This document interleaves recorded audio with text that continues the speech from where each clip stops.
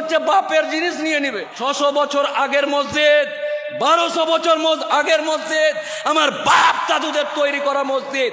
এই মসজিদ নিজের জান থাকতে কারো হাতে তুলে দিতে চায় না, চায় না, চায় না।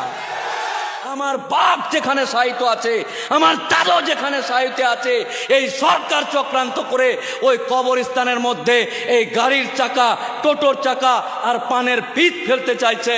সাবধান।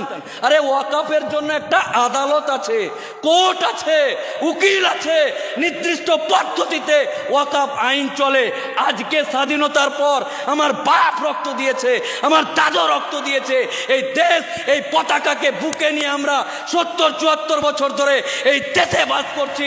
হঠাৎ করে একটা সরকার এসে বলছে আমরা তোর বাপের কবরটা নিয়ে নেব।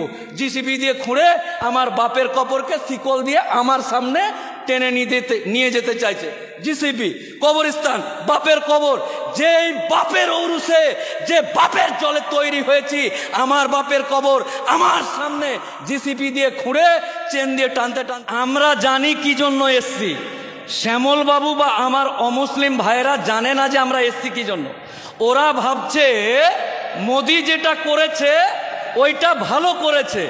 আপনাকে ক্লিয়ার করে দিই শ্যামল বাবু, দীপঙ্কর বাবু, আপনাকে ক্লিয়ার করে দিই, মুসলিম সম্প্রদায়ের মানুষ আপনার লগ্ন দেখে, ডেট দেখে, সিঁদুর পরিয়ে যে মেয়েটাকে বিয়ে করেছেন, আমরা ওই বউটাকে কেড়ে নেওয়ার আন্দোলন করছি না।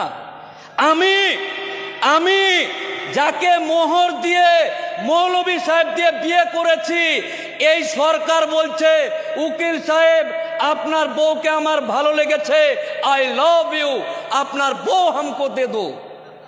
ঠিক তেমনি আমার বাপের, আমার পূর্বপুরুষের দেওয়া জমিতে ওয়াকফ সম্পত্তিকে বলছে এই জমিগুলো আমাদেরকে দে। একটা উদাহরণ বলি, এই নতুন আইনে কি আনতে চাইছে, একটা 10,000 গ্রামের মুসলমান, 10 বিঘা কবরস্থান আছে, 10,000 মুসলমান, এদের যেটা বক্তব্য 10,000 মানুষ বছরে ওই গ্রামের মানুষ মরে 10টা বা 15টা, 10 বিঘা কবরস্থান রাখার কি দরকার আছে? মুসলমান সমাজ, আমার বাপ দাদুরা নবাবের ছেড়ে যাওয়া বংশধর, কবরস্থান নিব চাচাজি, আপনার জমি অনেক আছে, আমাদের এলাকায় কবরস্থান, যে কবরটাতে মাটি দিই জল উঠে যায়, আল্লাহ আপনাকে সম্পত্তি দিয়েছে, কবরস্থানের জন্য জমি দেন। বললো ঠিক আছে, যা নিয়ে নে।